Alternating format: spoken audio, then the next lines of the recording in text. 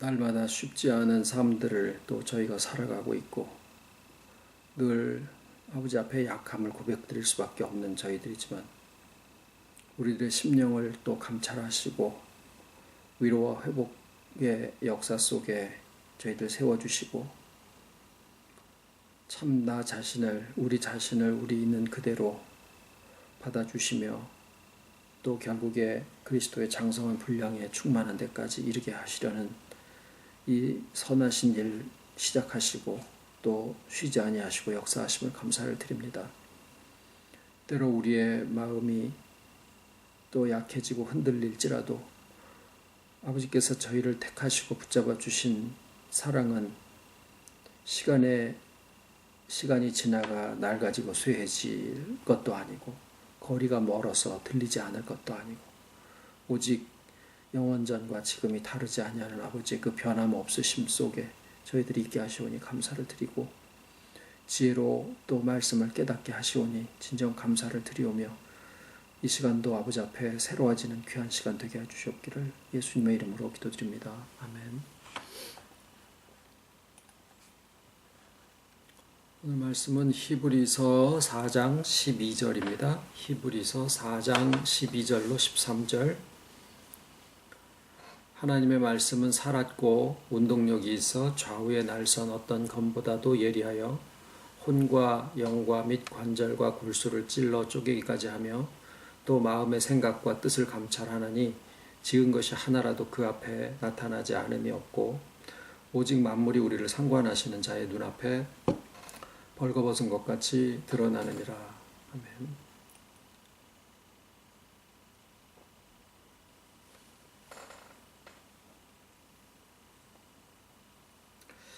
바벨탑을 옛날에는 벽돌로 쌓는데 오늘날 사람들이 자기네들의 조직의 그 제일 꼭대기를 향해서 올라가는 그 모습이 실력을 쌓고 또 그 조직 내에서는 무엇이 그 가치로 받아들여지는가 하는 것들을 다 알기 때문에 어떻게 해서든 열심을 내서 그것을 얻고자 해서 더 많이 얻은 사람은 더 높은 자리에 올라가게 되고, 자, 이러한 모습들이 그때 당시에 바벨탑의 이미지를 가지고 있다라고 하는 것에 아마 대부분 동의하리라고 생각을 합니다.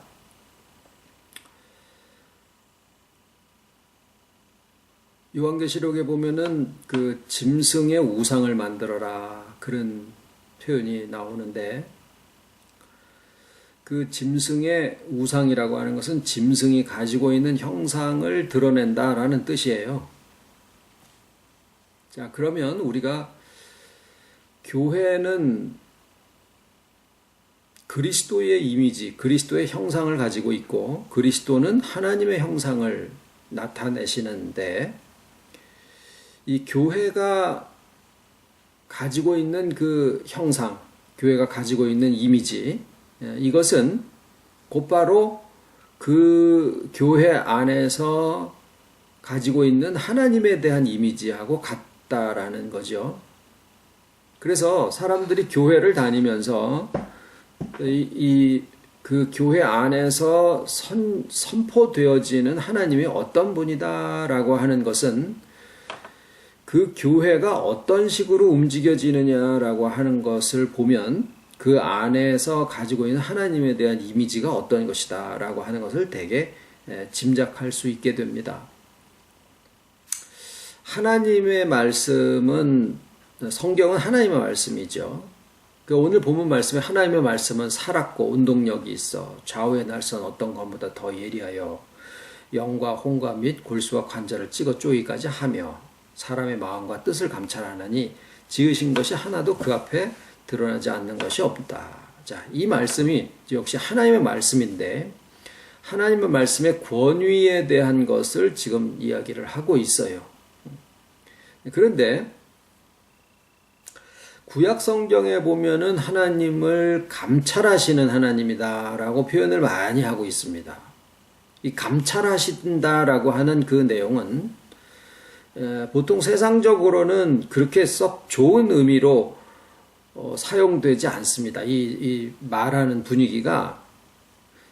그런데 구약 성경에 사용하시는 감찰하시는 하나님이라는 그 내용을 좀 여러 군데를 살펴보면 하나님이 사람들의 잘못을 감시하고 옆집이 옆집을 감시하게 해가지고 그 죄를 드러내게 하고 이런 그 하나님의 모습으로 그려진 것이 아니라 하갈이 먹을 게 없어가지고 이제 막 그냥 광야에서 쓰러져 죽을 상황이 됐는데 거기에서 먹을 것을 공급하시고 우물을 공급하시고 이런 걸 보고 하나님은 감찰하시는 하나님이시다라는 그런 표현을 거기에다가 씁니다. 그러니까 구약 성경에 나타나시는 감찰하시는 하나님이라는 것은 하나님의 자녀된 백성들의 어려움과 그 형편과 사정을 잘 알아주신다라는 그런 뜻을 가지고 사용을 하고 있어요. 그래서 이런 그 하나님의 권위, 하나님의 이 말씀이 가지고 있는 권위, 이것을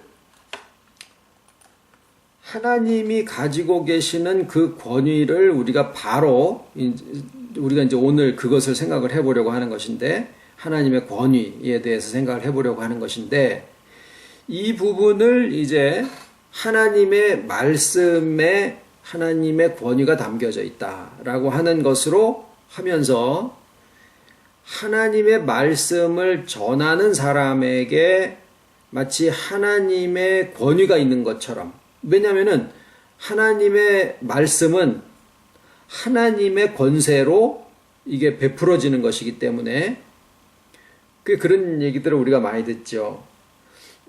일개 시민이 사람들한테 가서 여기 하천이 범람을 자주 하니까 여기에 가서 다리를 놓으시오. 그러면은 일하는 사람들이 전라도 말로 모래 그럴 거예요. 그런데 대통령이 지나가다가 여기에 다리를 좀 놔야 되겠습니다. 그러면 군수가 알아서 막 다리 막 놔두고 막 옆에 그냥 보조 다리도 놔두고 막 난리가 나죠. 그 말이 가지고 있는 권위가 있다, 이런 뜻으로 우리가 보통 그런 얘기를 쓰는데, 그러다 보니까 하나님의 말씀은 분명히 권세가 있고 권위를 가지고 있습니다.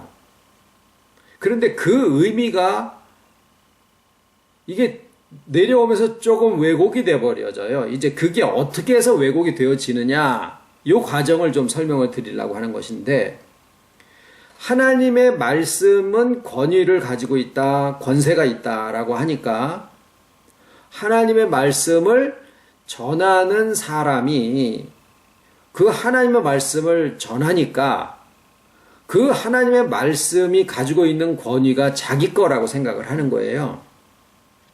그래서 전도사, 목사, 선교사 이런 사람들이 어떤 사람이 자기 말을 안 듣는다 그러면 걷다 대고 저주를 막 퍼붓습니다. 왜 그럴까요? 자기는 하나님의 일을 하고 하나님의 말씀을 전하고 하나님의 말씀이 가지고 있는 그 권위를 맡은 사람이기 때문에 내 말인즉슨 곧 하나님의 말씀과 같다, 이런 공식을 세워가지고 자기 말을 듣지 않으면 마구 저주를 막 퍼불어대는 그런 일들이 아주 많습니다. 그러면 그 조직에, 그 교회든지 그 조직에서는 하나님의 말씀을 들어서 그 내용을 듣고 담는 게 아니라 그 조직 내에서 자행되어지고 있는, 진행되어지고 있는 어떤 이미지대로 그냥 닮아버리는 거예요. 그러니까 제일 위에 있는 사람이라고 생각하는 사람이 그렇게 하면 그 다음 사람은 또 그걸 배워서 그 밑에 사람한테, 또 그 다음 사람은 그 밑에 사람한테 그런 식으로 배워가지고 자기도 하나님의 말씀을, 주일학교 교사는 주일학생들한테, 주일학생은 또 뭐 유치원 학생한테 할래나 하여튼 그렇게 해서 자기가 가지고 있는 말씀의 권위로 자기가 권세를 부리고 그것으로 다른 사람들을 지배하는 이러한 일종의 권력 구조를 만들면서 그것으로 하나님의 말씀이 이렇게 권세로 행해진다라는 근거로 히브리서 4장 12절 이 말씀을 갖다가 들이대는 경우들이 많습니다.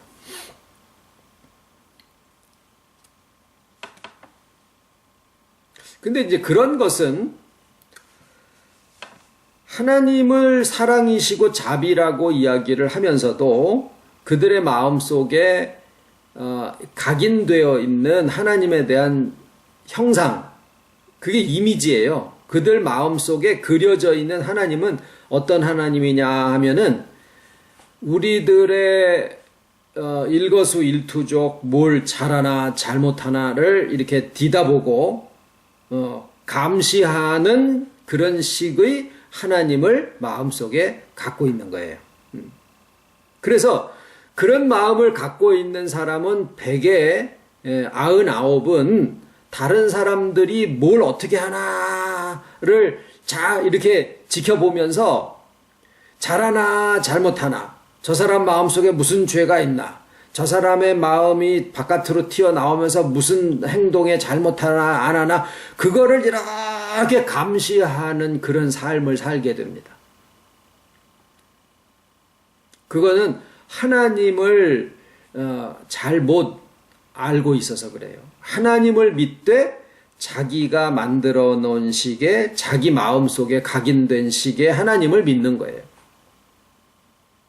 그런 사람이 교회에 목사가 돼 있으면은 그 교회는 틀림없이 피라미드식의 권력 구조를 가지게 되고 거기에서 뭔가를 만들어 놨다라고 하면은 그것은 필시 사랑의 어떤 형상이 아니라 바벨탑을 쌓는 것이 되어질 거다라는 겁니다. 말은 사랑이고 말은 자비고 말은 용서고 말은 화평으로 얘기를 하더라도 실제로 진행되어지는 것은 바벨탑을 쌓고 권력 구조에서 다른 높은 사람이 낮은 사람을 어떻게 해서든지 감시해가지고 저 사람의 잘못을 찍어내는 그런 식으로 하면서 그것에 대한 근거의 말씀을 히브리서 4장에 있는 하나님의 말씀은 살았고 운동력이 있어 좌우의 날선 어떤 검보다 더 야단치는 데 쓴다라는 거예요.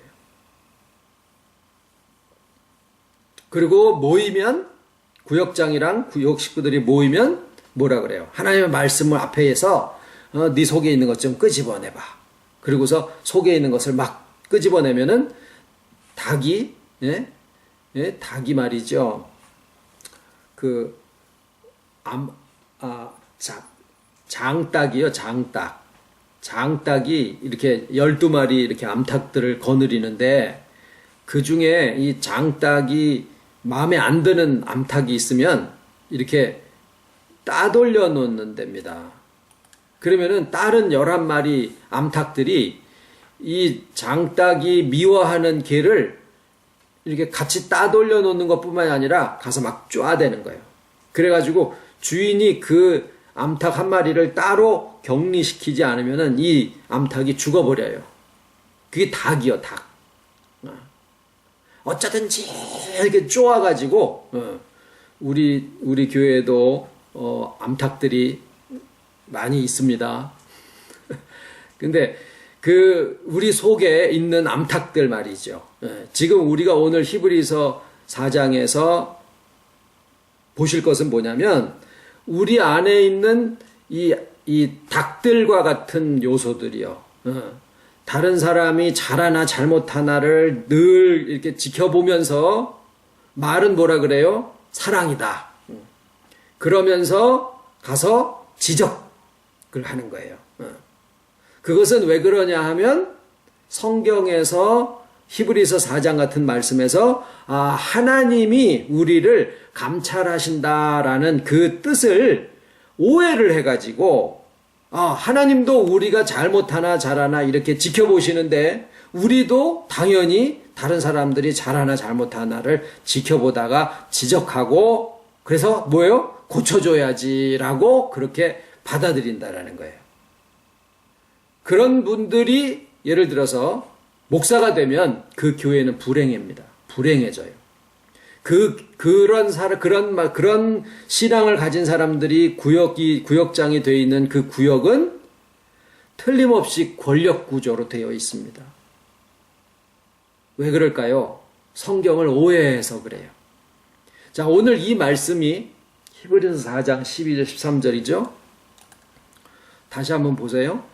하나님의 말씀은 살았고 운동력이 있어 좌우의 날선 어떤 검보다도 예리하여 혼과 영과 및 관절과 골수를 찍어 쪼개기까지 하며 또 마음의 생각과 여기 찔러 쪼개기까지를 어떻게 하다 보니까 좀 격하게 쓰면서 찍어 쪼개기까지로 이렇게 우리가 쓰는 경우들도 있어요. 마음의 생각과 뜻을 감찰하나니 지으신 것이 하나라도 그 앞에 나타나지 않음이 없고 오직 만물이 우리를 상관하시는 자의 눈앞에 벌거벗은 것 같이 드러났느니라. 그러니까 아이고 하나님 앞에서는 절대 죄도 못 짓고 혼자서 있을 때든 사람들 앞에 있을 때든 그냥 죄 짓는 마음이나 생각이나 뜻이나 모든 거 있으면은 찔러 쪼개는 것도 아니고 그냥 찍어 쪼갠다고 그렇게 하면서 이 말씀을 갖다 들이댈 때면 사람의 마음을 진짜 무슨 도끼로다가 찍어가지고 속을 막 그냥 해부해가지고 끄집어내는 것 마냥 그런 권유를 쓰게 되는 경우가 많다라는 겁니다.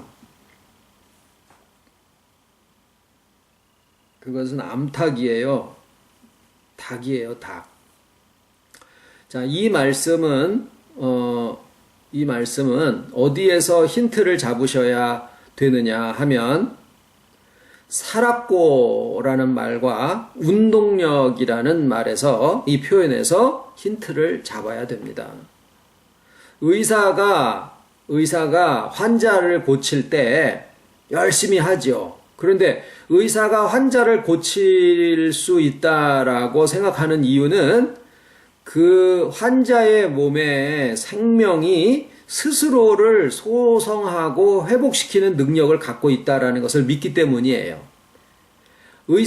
환자가 딱 죽으면 환자의 생명이 없으면 모든 의학적인 시술과 모든 처방이 백해무익입니다. 완전히 무용지물이 되어버립니다. 그러니까 농부가 나무를 한 그루를 가꾸는 이유도 그 나무가 스스로 성장하고 결실한다라고 하는 사실을 믿기 때문에 알기 때문에 그 농부가 그거에 대해서 비료를 주고 벌레를 잡아주고 그러는 거예요. 그러니까 의사의 의술이나 농부의 수고는 나무나 환자가 가지고 있는 그 생명에 대한 믿음 때문에 그걸 하는 건데 그렇다고 해서 환자가 또는 나무가 스스로 그냥 이렇게 자라게 또는 회복하게 내버려 두면 된다라는 건 아니죠. 그래서 여기에서 우리가 연합이다라는 말이 혼자 하는 게 아니다라는 거죠. 그런데 이 연합된 인격은 그 안에서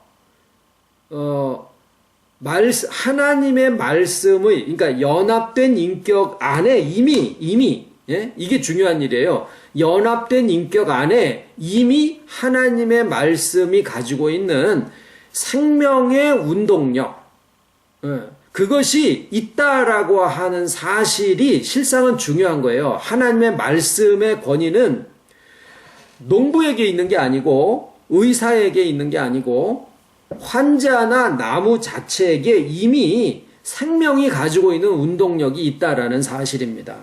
그러니까 예를 들어서 이제 제가 말씀을 전하는 사람 입장에 있어요. 우리 식구들이 어떤 상황에 있습니다. 잘된 일이건 잘못된 일이건 간에. 그런데 권위가 이제 이 모든 상황을 회복하게 하시는 것이 우리가 바라는 결실이에요. 지적을 하는 사람도 결국을 그걸 고쳐놓겠다고 하는 것이고 또 연합의 생명을 믿는 사람도 그것이 회복되기를 바라는 마음이 똑같아요. 잘 되자고 하는 거지 이 얘기예요. 그런데 잘 되자고 하면은 아무 것이나 다 하면 되느냐? 아니에요. 사람을 죽일 수도 있어요. 잘못된 의사가 처방을 잘못 내려서 죽는 경우들이 얼마나 많습니까? 그러니까 여기서 제일 핵심적으로 중요한 것은 뭐냐면 하나님의 말씀은 권세가 있고 운동력이 있고 권위를 가지고 있는데 그 운동력과 권위와 권세가 어디에 있느냐라는 거죠. 말씀을 전하는 사람에게 있느냐, 그거는 암탉이고, 말씀을 받는다라고 하지만 실상은 그러니까 부활하신 주님과 이미 연합되어져 있는 그 안에 하나님의 말씀의 생명력과 권세와 운동력이 이미 있다라고 하는 것을 믿으면 그게 복음적인 거예요.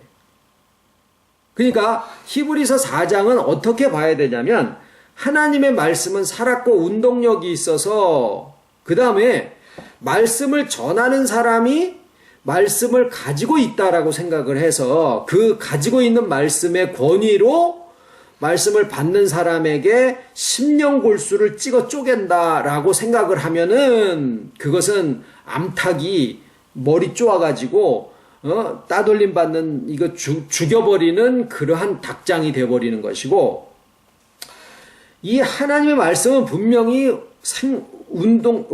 권위가 있고 권세가 있는데 이 권세가 생명의 운동력인데 그 생명의 운동력이 이미 주와 연합한 모든 사람들 속에 다 들어가 있다 라고 알고 그렇게 믿으면 말씀을 전하는 사람은 그 운동력이 작용할 수 있도록 옆에서 지원해주고 보조해주고 도와주는 역할을 제대로 수행을 할 수 있게 됩니다.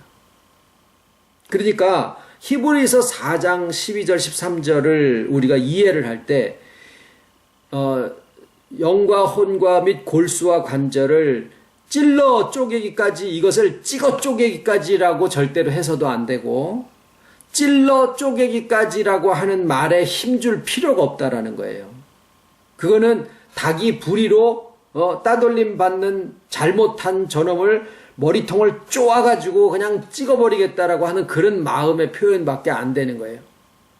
우리가 이 히브리서 4장 12절 13절을 읽으실 때의 마음은 뭐냐면 환자를 앞에 두고 모든 처치를 다 했는데 그 다음에는 위로는 하나님한테 맡기는 거고 실질적으로는 이 환자가 이제는 스스로 자기 속에서 생명력으로 회복하기를 기다리고 한번 오늘 밤을 좀 지내봅시다. 내일 차도가 있는지 좀 한번 지켜봅시다. 그게 겸손한 의사요. 지가 무슨 하나님이 된 양 모든 병자들은 내가 다 고칠 수 있다라고 생각하는 그 오만함 때문에 얼마나 많은 사람들이 죽는지도 모릅니다. 모든 사람을 다 구원시키고 모든 사람을 다 변화시킬 수 있다라고 생각하는 목사가 제일 큰 이단이고, 그런 의사가 사람 많이 잡습니다. 우리가 크던 작던 간에 하나님의 말씀의 권위를 이야기를 할 때 그 권위는 사람을 회복시키고 소성하게 하는 능력인 것은 사실인데, 그 능력이 말씀을 전하는 자나 또는 그 조직 내에서 좀 윗자리에 있는 사람에게 있는 권위로 그게 치부가 되어져서는 절대 안 되고, 이 말씀이 가지고 있는 권위나 권세는 주와 연합해서 이미 자기 속에 하나님의 생명을 가지고 있는 그 생명 속에 하나님의 말씀의 권위가 이미 들어가 있다라고 하는 것을 믿어줄 수 있는, 그 믿음 속에서 하나님의 말씀은 살았고 운동력이 있어. 그 다음에 뭐예요? 살았고 운동력이 있으면 어떻게 될까요? 잘합니다. 잘하면 찍어 쪼개는 게 아니라 잘하면 우리의 인격의 모든 마디를 이야기하는 거예요. 영과 혼과 및 골수와 관절이라고 하는 것을 우리는 조금 더 그걸 풀어서 개념과 그러니까 지식과 그 다음에 생각과 감정과 의지와 행동과 그 다음에 관계와 환경과 이런 모든 것들로다가 구분을 해놨지만, 성경이 정의하는 바대로는 영과 혼과 및 골수와 관절이라고 되어 있는 거예요. 거기에 모두 들어간 골수와 관절은 몸까지 들어가는 거죠. 이제 우리가 육체에 대한 부분도 좀 다루어질 필요가 있다라는 생각을 하고 있습니다만은 이 모든 인격이 몸이 없이는 역할을 못하게 되지요. 몸이 아파서 밤낮 병원에 왔다 갔다 하고 있는데 거기에 무슨 감정의 풍요로움을 생각하기가 어려워요. 그래서 몸이 굉장히 중요한 것은 사실입니다. 그런데 지금은 어쨌거나 영과 혼과 및 골수와 관절을 찔러 쪼기까지 하며라고 했을 때의 그 영과 혼과 및 골수와 관절이 바로 인격의 모든 마디마다에 생명의 강물이 흘러서 그 모든 것을 회복하게 하시고 소성케 하신다라는 그 표현이 히브리서 4장 12절에서는 오늘 본문처럼 그렇게 표현이 되어 있을 따름입니다. 그래서 만물이 뭐라고 그러셨냐면, 마음의 생각과 뜻을 감찰하시나니 지으신 것이 하나라도 그 앞에 나타나지 않음이 없고, 이거는, 그 앞에 가서는 거짓말도 못해. 예. 어찌나 무서운가. 그 안에 가서, 앞에 가서는 모든 걸 그냥 다 이실직고를 해버릴 수밖에 없어 하는 그런 권위를 여기에서 이야기하는 게 아니다라는 겁니다. 모든 것이 다 회복이 되어지는 가운데, 그래서 여기에 또 한 가지 힌트가 주어진 게 뭐냐면, 만물이 우리를 상관하시는 자의 눈앞에 벌거벗은 것 같이 드러나느니라. 여기 힌트가 뭐냐면 지으신 것이에요. 지으신 것.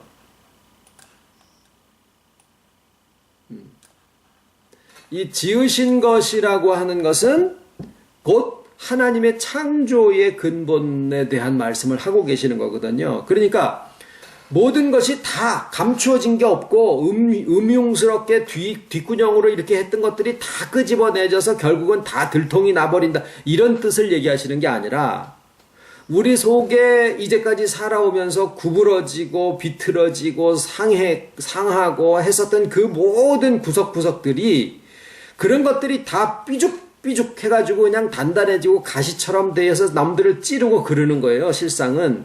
그런데 지으신 것이라고 하는 그 내용은 하나님의 창조의 근본으로 이게 다시 회복돼서 돌아가는 과정에 구석구석에 다 나온다라는 거예요. 구석구석에 있던 것들이 다 발견되어지고 끄집어내져서 정말 우리 속에 이 검정물처럼 이렇게 있는 것들이 이게 회복이 되려면 어떻게 됩니까? 그게 다 이게 사람들 앞에 창피를 당하는 식으로 또는 어떤 권위에 의해서 끄집어내지는 게 아니라 회복되어져 가는 과정에서 아유 내 속에 이런 게 있었네. 그러면서 누구한테 얘기를 하지 않더라도 그런 부분에 대한 것들이 이렇게 하나씩 회복돼서 자기 자리를 찾아가게 된다라는 뜻이에요. 그래서 오늘 말씀 가운데서 하나님에 대한 이미지는 감시하시는 하나님이 아니시다라는 거예요. 부모가 자식을 또는 선생님이 아이들을 감시하기 위해서 있는 건 아니죠. 살펴보는 거죠. 그런데 아이들은 그것도 싫다 그러죠. 아이들을 노엽게 하지 말라 그런 말씀도 있어요. 그런데 살펴서 보호하고 살펴서 정말 잘 양육해 갈 수 있도록 하는 거하고 그 다음에 그것이 지나쳐져서 감시하게 되고 그 다음에 지적하게 되고 그 다음에 길을 펴지 못하도록 이렇게 막 짓눌러 버리게 되고 이것의 차이가 없어요. 아주 순간적으로 정말 사랑으로 지켜보면서 살펴주는 그런 마음하고 그냥 내 욕심에 겨워가지고 짓이겨버리는 거하고 다르지 않다라는 거예요. 출발점이. 왜 그럴까요? 우리도 상한 마음을 가지고 자녀들을 대해오기 때문에 그래요. 우리도 왜곡되고 내가 갖지 못한 어떤 것들에 대한 욕구를 내 자식들을 통해서 충족하려고 하는 마음들도 있고 또는 내가 살아온 세상이 험하니까 내 자식들은 그렇게 살지 말아야 된다라고 하면서 또 거기에 똑같은 식으로 하는 경우들도 있고, 어찌됐거나 우리가 먼저 회복하는 게 우선입니다. 놈들을 살피고 놈들을 지적하고 놈들을 감찰하는 이유는 왜 그러느냐? 내가 권위를 가지고 있다라고 생각하기 때문에 그래요. 부모의 권위, 목사의 권위, 그게 다 하나님으로부터 받은 권위라고 생각을 하고 있기 때문에 그래요. 만약에 여러분의 교회 목사가 여러분들 하나하나를 하나님의 주신 권위로 말씀의 권세를 써가지고 막 감시하고 감찰하고 모든 거를 다 끄집어서 그냥 카톡으로라도 다 끄집어서 다 내놔 이렇게 하는 그런 만약에 한다라고 하면은요, 회복은 아닙니다. 그건 회복은 아니에요. 어떤 통제를 해서 뭔가를 성취해낼 수 있는 그런 목적은 달성할 수 있을지 모르지만은 복음에서 하나님의 말씀에 의해서 얘기하는 그런 회복은 아닙니다. 회복은 뭐냐? 이미 하나님의 부활하신 주님과 연합해서 하나님의 생명이 각자 안에 있어서 그 각자 안에 있는 하나님의 말씀의 생명력이 스스로 회복되어져 나가고 있는데 옆에서 그것을 자꾸 얘기를 해주는 거예요.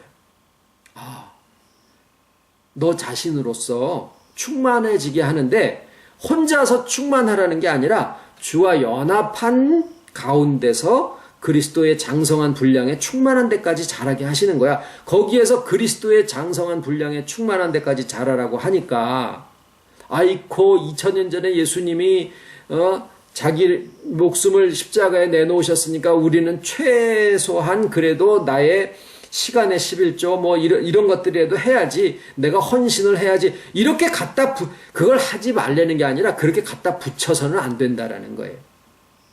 그리스도의 장성한 분량에 충만한 데까지. 그럴 것 같으면은 지도 물을 위를 걸어야지. 그럴 것 같으면 오병이어의 기적도 해야지. 할 수 있는 것만 주를 따르고 못할 거는 이건 주님이시니까 그런 게 어디 있어요. 할 거 못할 거 다 그리스도의 장성한 분량에 충만한다라는 것은 그리스도께서 어떻게 하셨지? 나 좀 보고 그대로 따라해야지. 이게 아니다라는 거예요.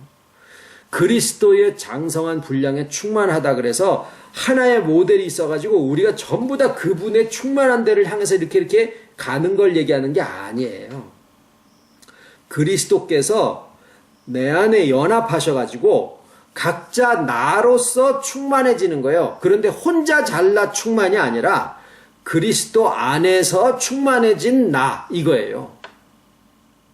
그러니까 제가 그리스도로 충만해진 거하고 여러분이 그리스도로 충만해진 거하고 똑같을 필요가 없다라는 거예요. 저 사람 빨간색인데 난 파란색이요. 무슨 상관이 있냐 그 말이요. 저 사람은 노란색이요. 목사님, 저 사람 노래. 무슨 상관이요? 저 사람은 노라면 노란 안에서도 주께서 연합하셔서 그 사람으로 충만해지는 거고. 그러니까 대개는 권위라는 게 너 왜 내가 정해놓은 식대로 안 해? 내가 이렇게 정했으면은 내가 윗사람인데 이렇게 했으면은 이렇게 해야지. 그 자기 닮아서 충만해지는 거로 생각을 하기 때문에 그래요. 하나님은 감시하는 하나님도 아니고 지켜서 어떻게 하나 보자 그러고 속을 뒤다보시는 분도 아닙니다. 오히려 우리 안에 임하셔서 우리로 하여금 가장 우리답게 하시고, 그러나 홀로서는 외로워가지고 결국 집착하게 되고 결국 악해지니까 약속하신 대로 우리와 하나 되셔서 연합하신 가운데서 그 안에서 우리로 충만해지게 그렇게 해놓으신 것이 하나님의 마음입니다.